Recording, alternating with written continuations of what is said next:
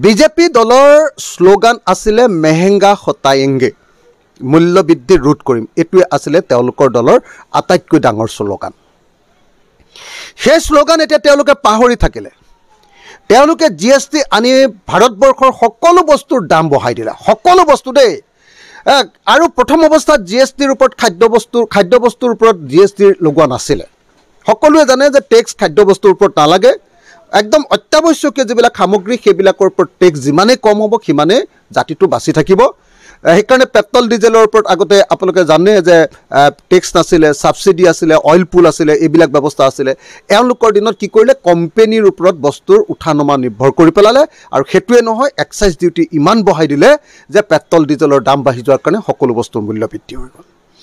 আজিৰ দিনটোত আপোনালোকে দেখিছে যে ভগা গাড়ী, ছেকেণ্ড হেণ্ড গাড়ী এখন বিক্ৰী কৰোঁতে 18% আপুনি GST লগাইছে। মানুহ চলিব ক'ত আপোনালোকে নিজে কওক। আজিৰ দিনটোত আপোনালোকে সকলোৱে দেখিছে যে নিমখৰ ওপৰত 5% GST লগাই দিছে। নিমখ তেলে ভাতকেইটা খালোঁ, একো নাই দেই, নিমখ তেলে খালোঁ আৰু এনেকৈ বুলি কোৱা এই নিমখৰ ওপৰত GST কৰ লগাই দিছে।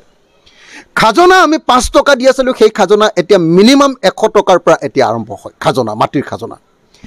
এওঁৰ দিনত সকলো বস্তু, গেছ চিলিণ্ডাৰ এটা 414 টকাত আমি কংগ্ৰেছ চৰকাৰৰ দিনত কিনি আছিলোঁ, এতিয়া 1152 টকা গেছ চিলিণ্ডাৰৰ দাম কৰি পেলালে। সকলো বস্তুৰ মূল্য ইমান বঢ়াইছে যে মানুহ কোনোপধ্যে জীয়াই থাকিব নোৱাৰে।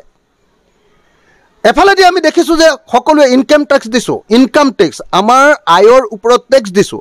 তাৰপিছত আকৌ সেই একেটা ইনকামৰ ওপৰত গাড়ী এখন কিনিছোঁ, গাড়ীখনৰ ওপৰতো কিমান টেক্স আপোনালোকে দেখিছে, কিমান টেক্স। সকলোবিলাক টেক্স দিয়াৰ পিছত আকৌ আমি হেৰি দিব লাগে, কি কয় আপোনাৰ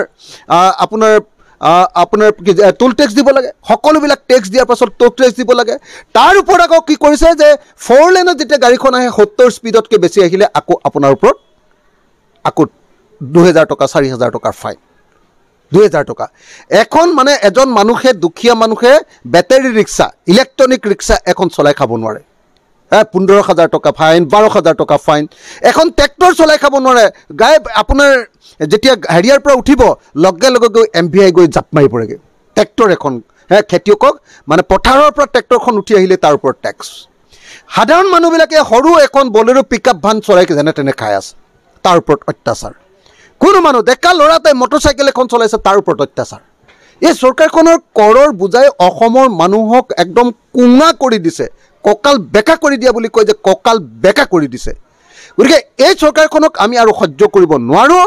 এওঁলোকে কেৱল আমাৰ ওপৰত কৰ লগাই আমাক লুণ্ঠন কৰাৰ বাহিৰে একো কৰিবলৈ বিচৰা নাই। তাৰোপৰি আকৌ অসমৰ প্ৰত্যেক ঘৰ মানুহৰ পৰা লুণ্ঠন কৰিবৰ কাৰণে, চবৰে গাড়ী নাই কিন্তু চবৰে ঘৰত ইলেক্ট্ৰিচিটি আছে, গতিকে ইলেক্ট্ৰিচিটিৰ পৰা লুণ্ঠন কৰিবৰ কাৰণে স্মাৰ্ট মিটাৰ ঘৰে ঘৰে লগাই দিছে। এনেকুৱা ধৰণৰ অত্যাচাৰ কেনেকৈ সহ্য কৰিব? বহুত বেছি হৈ গৈছে এই অত্যাচাৰ। গতিকে আমি আৰু সহ্য কৰিব নোৱাৰোঁ। আমি সকলো মানুহে প্ৰতিবাদ সাব্যস্ত কৰিবৰ কাৰণে ওলাই আহিব লাগিব। আমি সকলো মানুহে মাত পাতিব লাগিব। সকলো মানুহে ইয়াৰ বিৰুদ্ধে প্ৰতিবাদ সাব্যস্ত কৰিব লাগিব। GSTৰ ওপৰত, GSTৰ যিটো উপদ্ৰৱ হৈছে, চব বস্তুৰ ওপৰত GST আৰু চব বস্তুৰ ওপৰত GST লগোৱাৰ কাৰণে চব বস্তুৰ দাম বাঢ়ি গৈছে। আপুনি বিচৰা বাতৰি পাব কেৱল নিউজ 18 এপত। নিউজ 18 এপ ডাউনলোড কৰিবলৈ স্কেন কৰক এই QR কোড। গুগল প্লে ষ্টৰতো পাব এই নিউজ 18 এপ।